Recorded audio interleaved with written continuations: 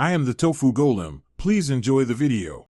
You have JDK and Android Studio ready. Now run keytool. Open a terminal and locate the debug key store at ~, Android/debug, key store or %user profile %backslash, Android \debug, key store. Then run keytool list v key store path alias Android debug key store pass Android keepass Android. This prints SHA1 and SHA256 fingerprints.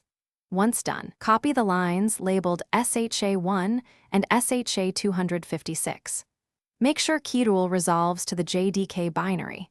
If not, use the full JDK. Now obtain release fingerprints for Firebase. Locate your release key store and confirm the alias defined in signing configs or Gradle. Run keytool list v keystore myrelease, keystore alias myalias, and enter the keystore password when prompted. This prints SHA1 and SHA256 for distribution builds. If you use a CI system, run this on the exact key store used to sign your APK/AAB so Firebase matches your uploaded artifact.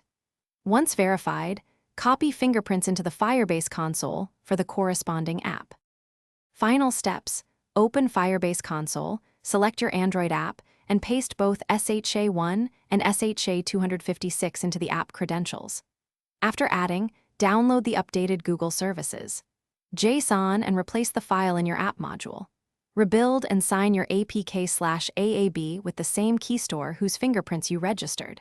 If something goes wrong, verify you use the correct key store and alias. The most common issue is uploading fingerprints from the debug key store instead of the release key store, so double-check paths and passwords. Thanks for watching. Consider subscribing if we helped you today.